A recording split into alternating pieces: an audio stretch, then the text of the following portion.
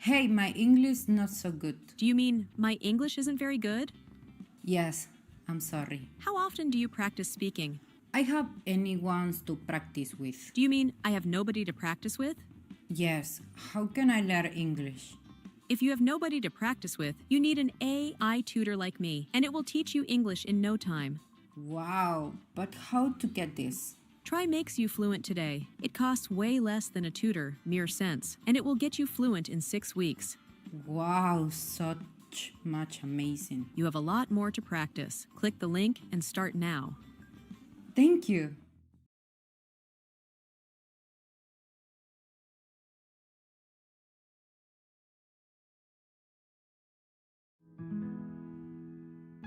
Berat ya, Buat anak-anak, nggak ada yang berat. dan jangan sampai kita jadi beban buat mereka nanti. Makanya kita pakai Tropikan. Start now.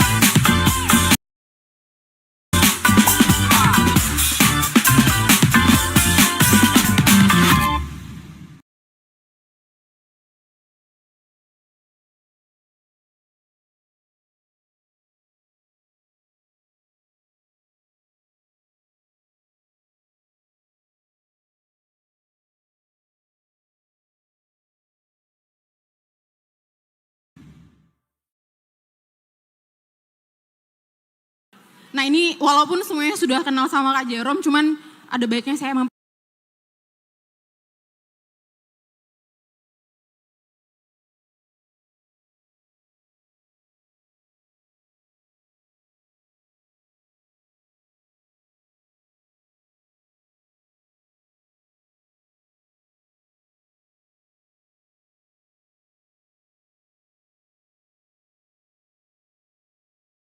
memperkenalkan Kak Jerom dulu ya, sesuai tugas saya.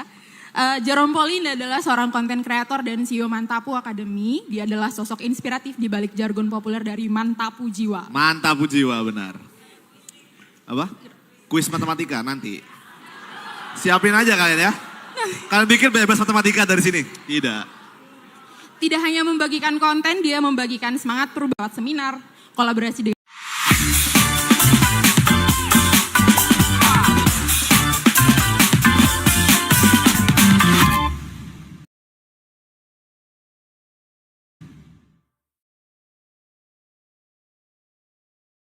Nah ini walaupun semuanya sudah kenal.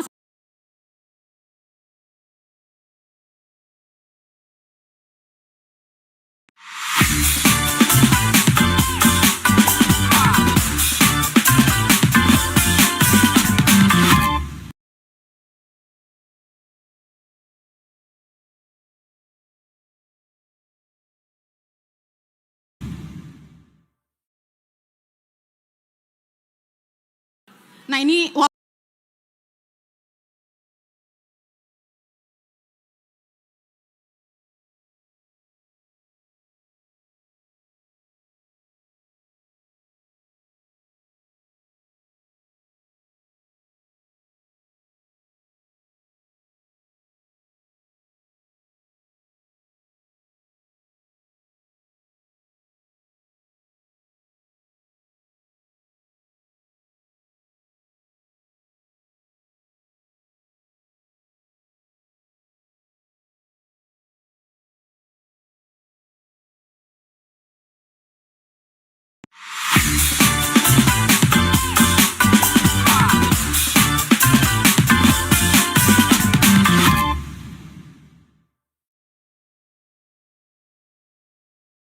Nah ini walaupun semuanya sudah kenal sama Kak Jerom, cuman ada baiknya saya memperkenalkan Kak Siap. Jerom dulu ya, sesuai tugas saya.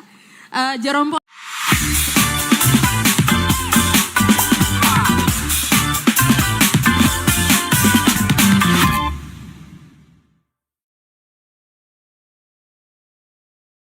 Nah ini walaupun semuanya sudah kenal sama Kak Jerom, cuman ada baiknya saya memperkenalkan Kak Siap. Jerom dulu ya, sesuai tugas saya. Jerom Pauline adalah seorang konten kreator dan CEO Mantapu Academy. Dia adalah sosok inspiratif di balik jargon populer dari Mantapu Jiwa. Mantap.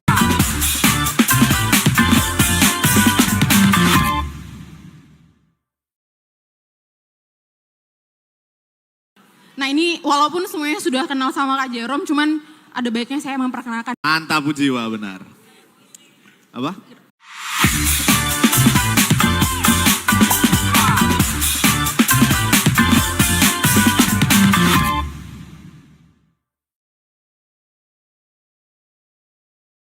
Nah ini walaupun semuanya sudah kenal sama Kak Jerom, cuman ada baiknya saya memperkenalkan Kak Siap. Jerom dulu ya, sesuai tugas saya. Jerom Pauline adalah seorang konten kreator dan CEO Mantapu Academy. Dia adalah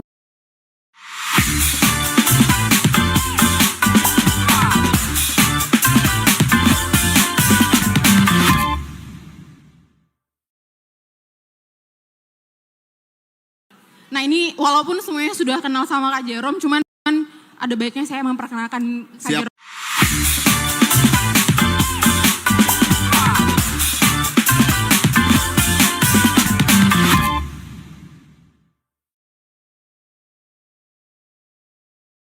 Nah ini walaupun semuanya sudah kenal sama Kak Jerom, cuman ada baiknya saya memperkenalkan Kak Siap. Jerom dulu ya, sesuai tugas saya.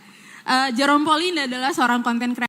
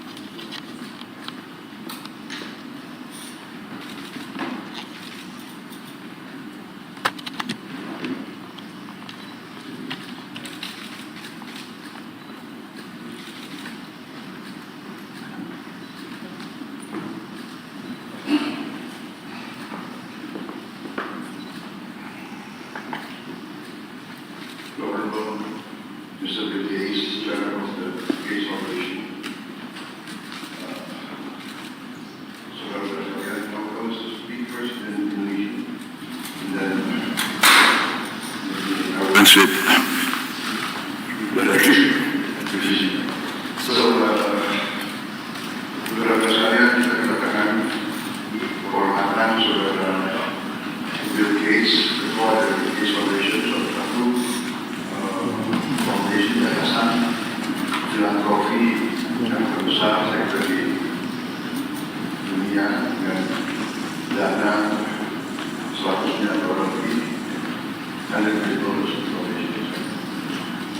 dan mereka memberi bantuan tiap tahun 9 miliar dolar. Dan beliau sampaikan tahun ke depan hampir semua jalan tersebut akan dilanjutkan.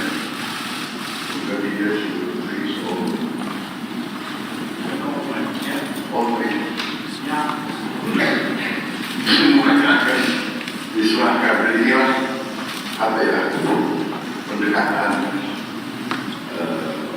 tokoh-tokoh seperti Bill Gates mungkin lebih Pancasila dari kita. Dan ini sesuatu yang menarik.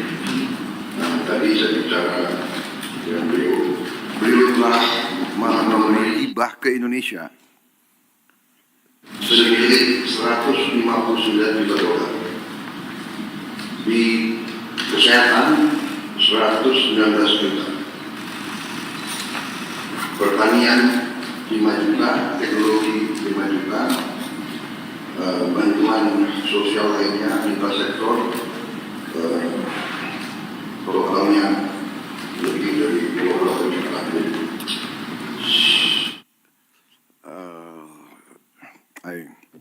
I told the floor that you have assisted us directly in direct donation,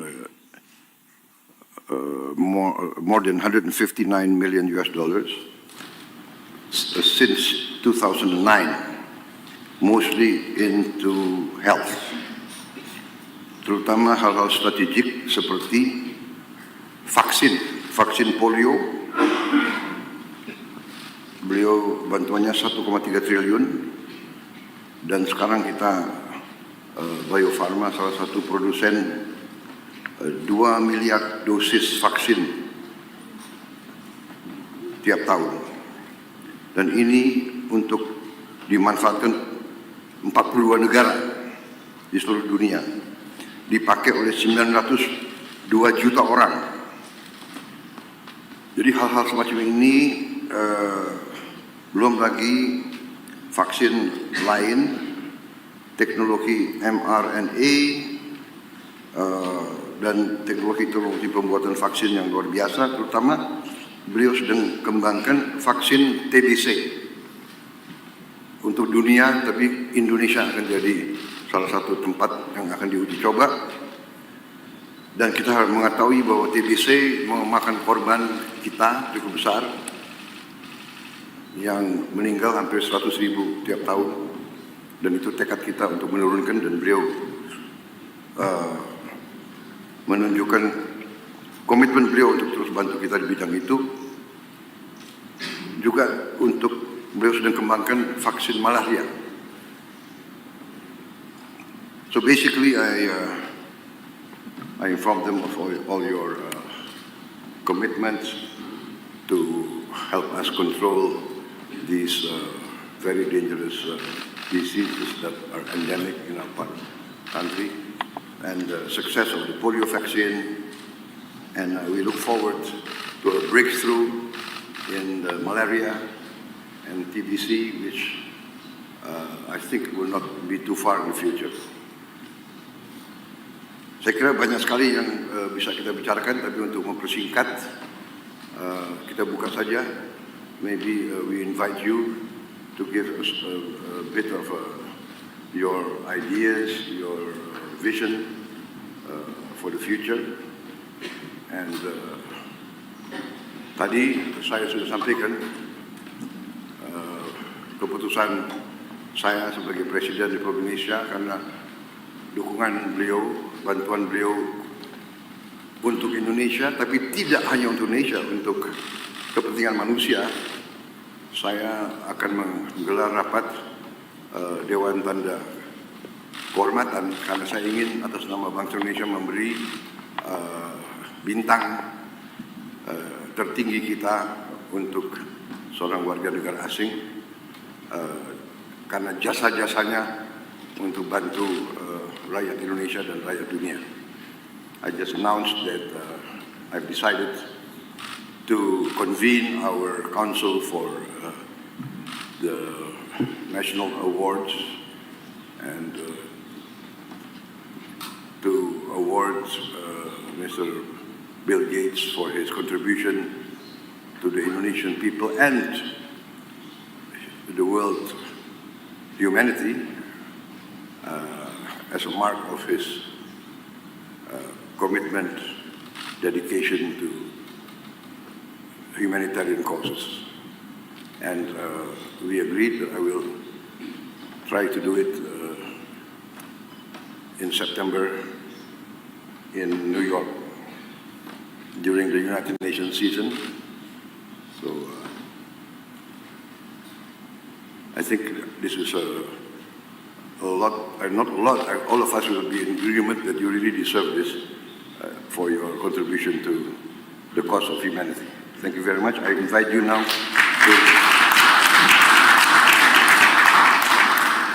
Please. Well, thanks everybody for coming. I'm excited to be here and I really appreciate the warm welcome the President has given me. It's an exciting week for me. I had a couple days up in Singapore. The foundation is putting a regional office in there that should allow us to collaborate more closely. The Gates Foundation got started in the year 2000, and so actually it'll be on Thursday after I leave here, I go to New York City, and we'll have a big event to celebrate the 25th anniversary of the foundation and talk about what we've achieved and what our focus will be as we spend the rest of our resources. As you've heard, we mostly work in health, and when I saw that my ownership of Microsoft would be very valuable, I had to ask, what could I do that would have high impact? And I learned about disease and childhood death, and that for many problems like malnutrition or malaria or tuberculosis, there was very little money going into that. The private sector wasn't doing it because the people who were suffering were mostly very poor, and the type of research needed would require lots of money and lots of patience. And so we made global health the biggest thing for the Gates Foundation. Part of that was creating an organization called Gavi, which was funded by us and governments, and has played a role in providing new vaccines to all the children in the world. And in fact, Indonesia is a great example of that because you've adopted new vaccines like rotavirus for diarrhea, pneumococcus for pneumonia. Now HPV is getting rolled out. And Minister Budi is actually on the board of Gavi.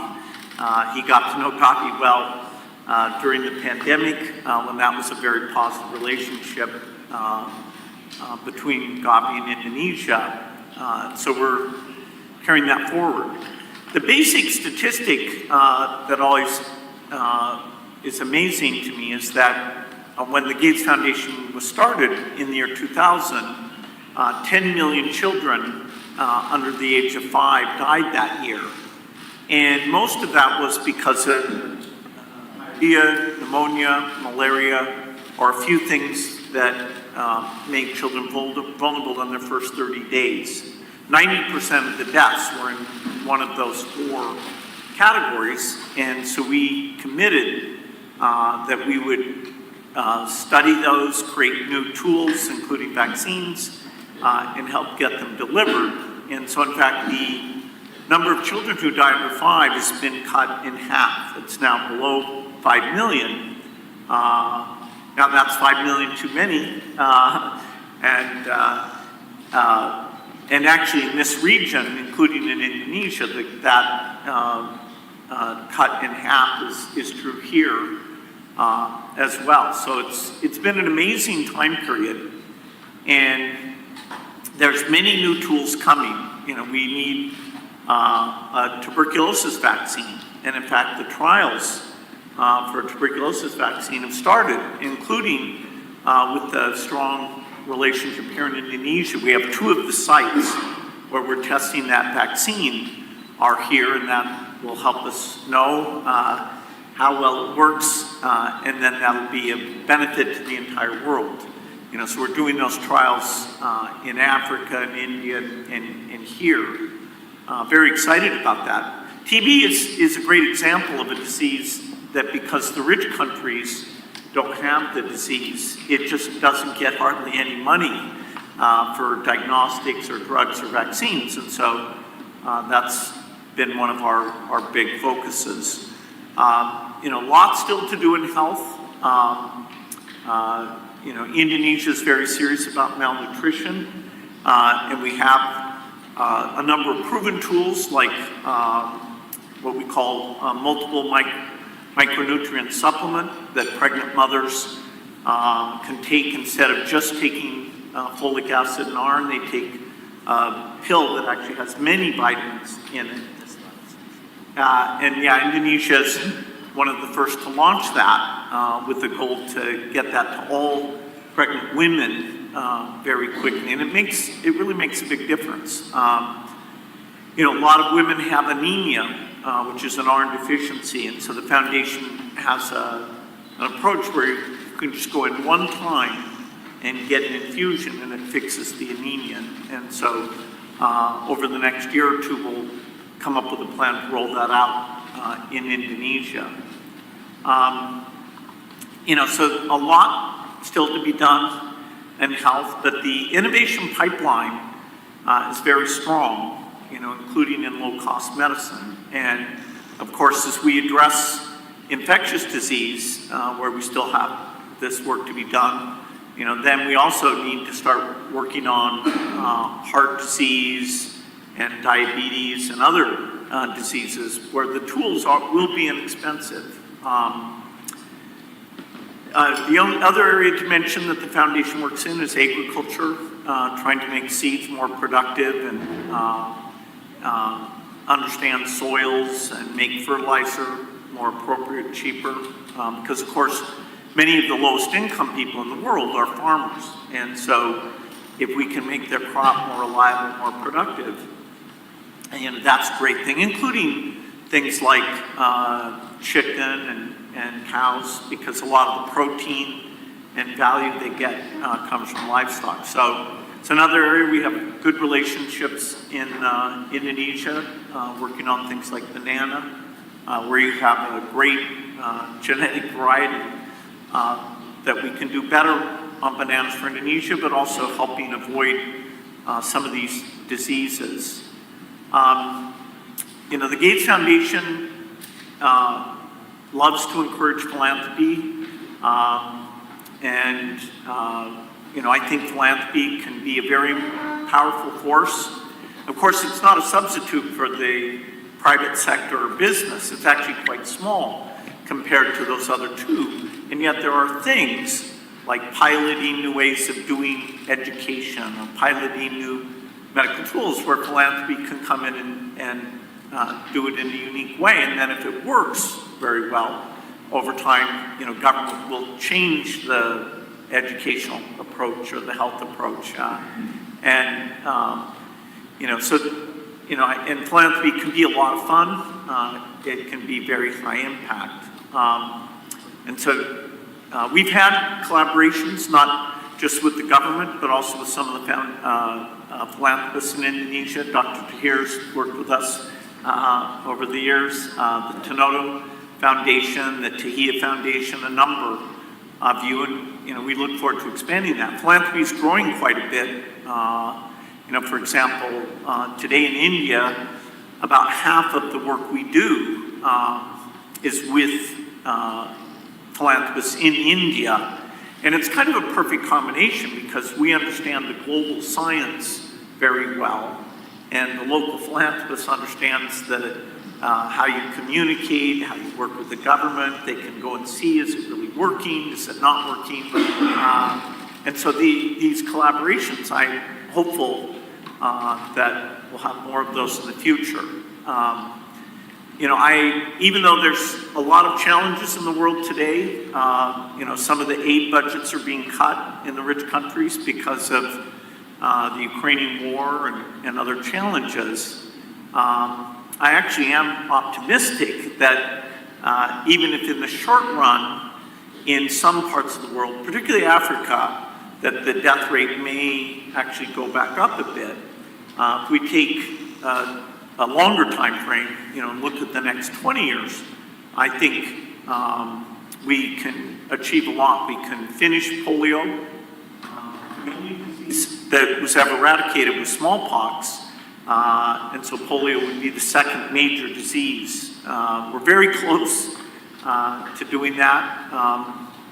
And once we finish polio, we'd like to try and eradicate measles and malaria as well. We have some new tools for that. And of course, part of my optimism about the innovation is because we have now artificial intelligence.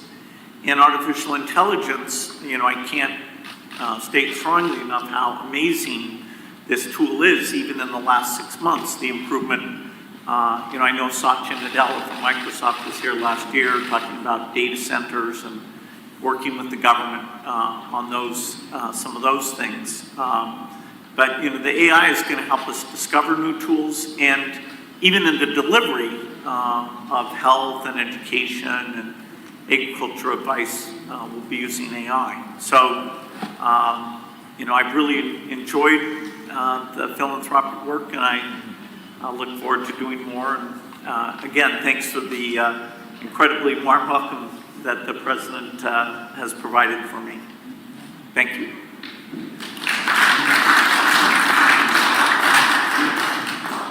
Mungkin ada yang mau menyampaikan pandangan atau pertanyaan, saya persilakan.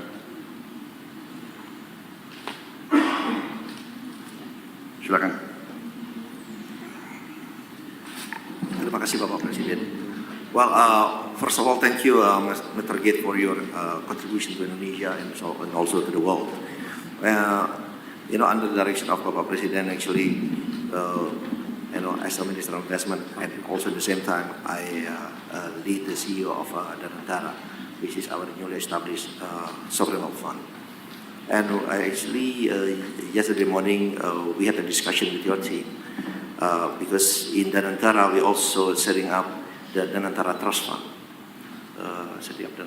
Fund, and on the internal discussion, we are committed actually to put 1 to up to 2.5% of our dividend payout ratio. So if you look at the number, actually, every year in the Negara Trust Fund, we are going to put every year at least $100 million. $100 million. And for the next 5 years, even 5 to 6 years, if we look at the number, actually we will pledge to put up to $1 billion in the Negara Trust Fund. So there's a potential collaboration with Gates Foundation also,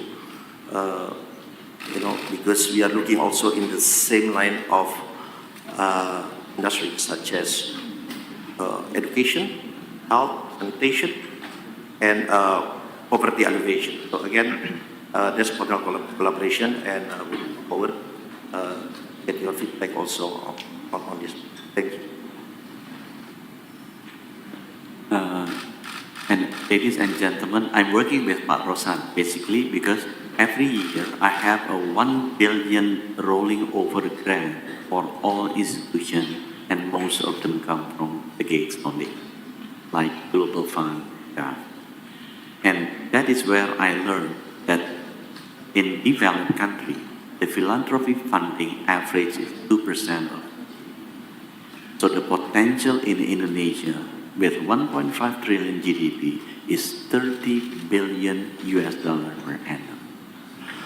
However, many Indonesians would like to give, but the money is taken through Indonesia, but through other countries. Because during COVID, I received a lot of grant from Pak Mukhtar, Sinar Wijaya, from Tanoto Foundation, but through other countries. The reason is because we don't have a trusted entities, because trust cannot be forced. It has to be earned. So that's why I talked with Pak Rosan, maybe we can establish, copying what Temasek Trust has, creating a Danantara Trust. And I wish, Pak Bill, you can sit at the board with Pak Ray Dalio, your friends, because Pak Ray Dalio and Bill Gates also sit at the board of the Chinese philanthropic education. Pak Rosan have the apple of money as a catalytic functions, and I believe all of our friends here can contribute also, and you can also help to contribute. And Pak Gates have a systematic management that can help us earning the trust for these people so they can start giving the money to us. Thank you.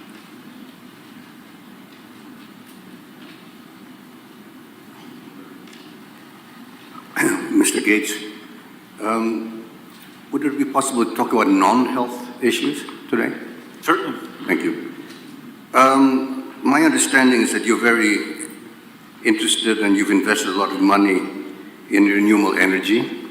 I've had several meetings with one of your partners, Edward Young, who is one of your partners, I believe still is one of your partners. So I'd like to know your thoughts about nuclear energy, SMRs. I understand you're in fact investing in Wyoming and nuclear energy, SMRs.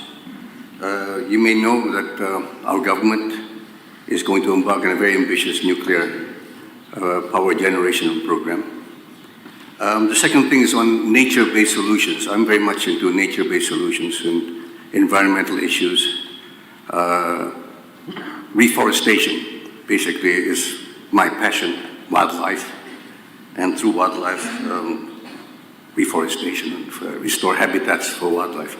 So I'd like to know what you wanted to do and where you're going with your nuclear and your views on nature-based solutions. Thank you.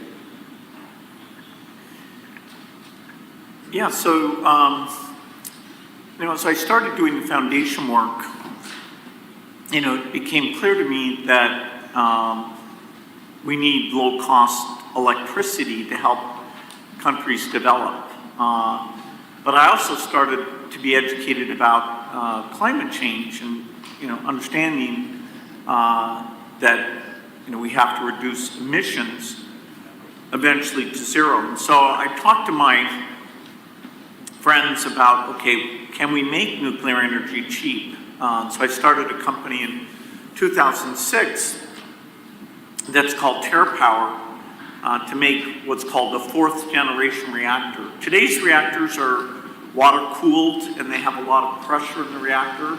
So they're a bit complicated, so often the cost can be very high.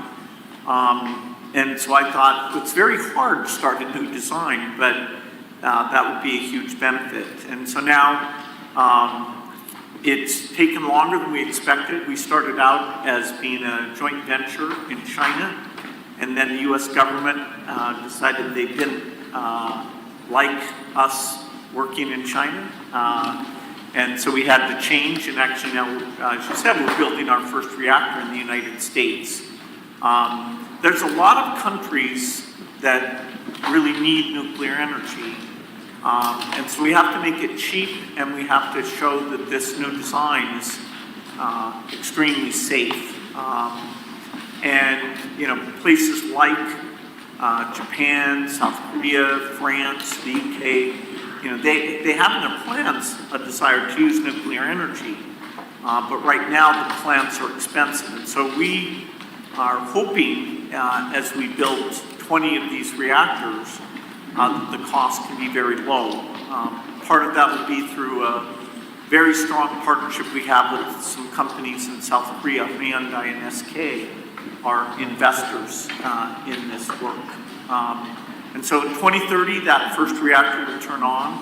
And so during that decade, we would hope to build over 30 gigawatts of electricity.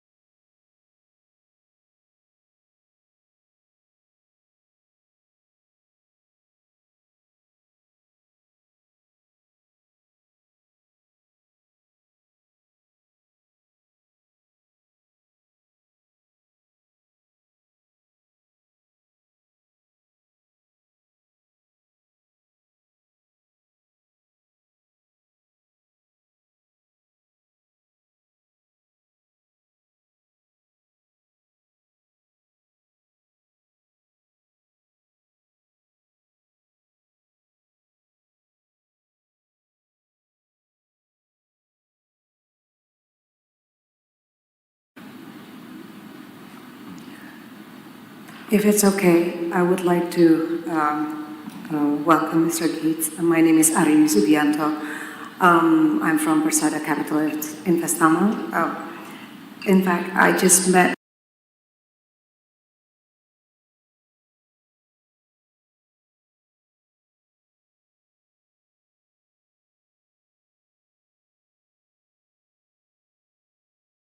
with Microsoft last Monday, Microsoft Education, and I asked them what can they do for Indonesian education.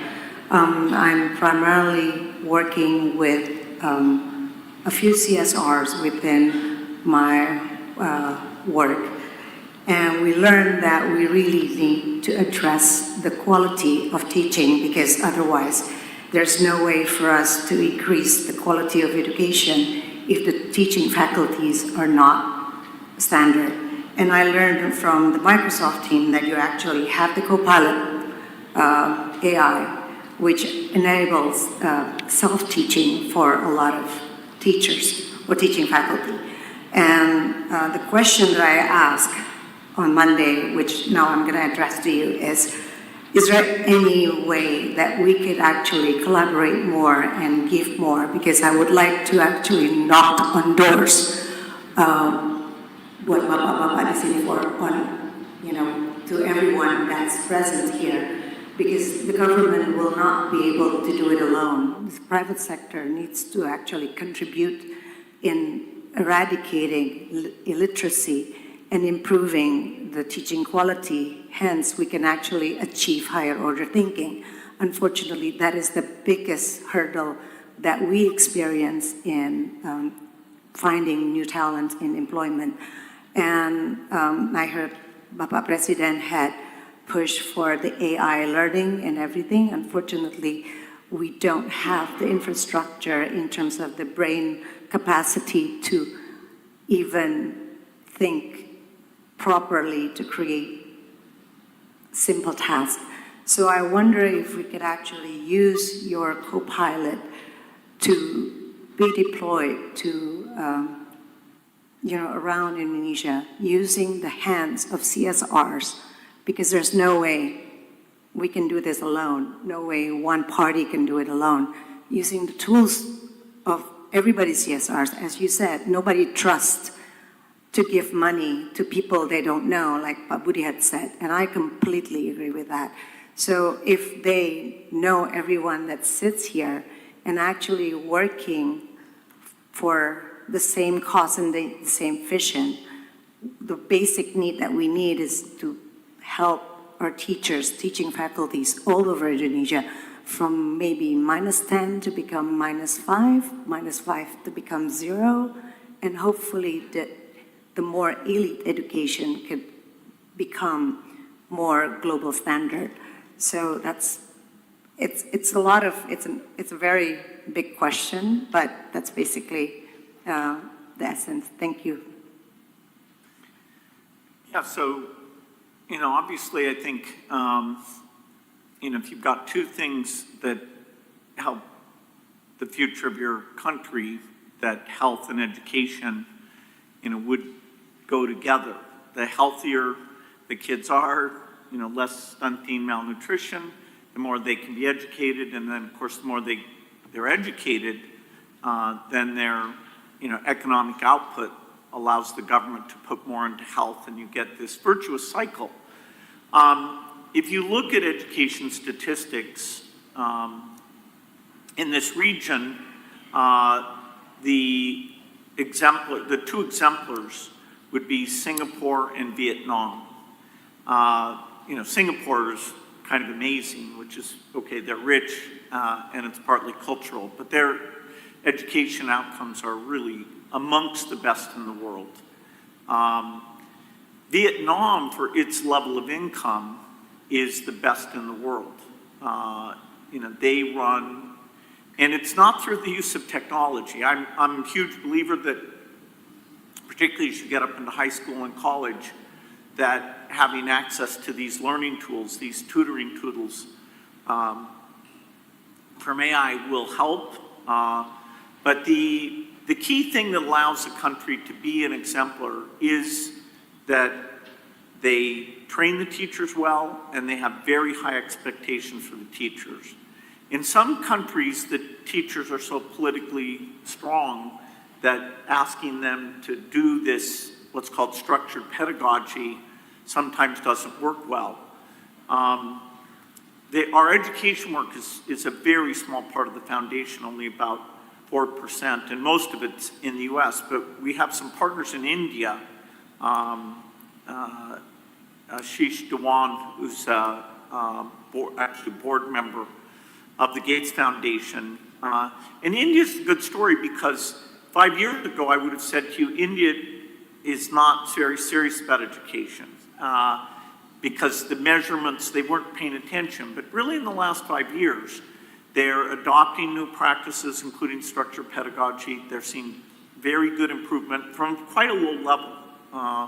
But they're willing to look at the bad statistics and say, oh no. And they have a lot of interstate competition, whereas one state's doing something well, the other states are like, oh no, we have to catch up. So I think they're, even regionally, there's a lot that can be learned. Then you do want to connect into AI. The Gates Foundation funds a group called Khan Academy that does an AI called Khan Amigo. And they've had a few philanthropists, like some in Brazil and some in Mexico, that have gone to them and said, okay, we'll fund bringing that technology to our country. So, that would be a possibility. But, I wish I had enough to do both health and education in a serious way, but we're 90% health. But I'm totally aligned with you that education will be important, and now AI will finally help us with that.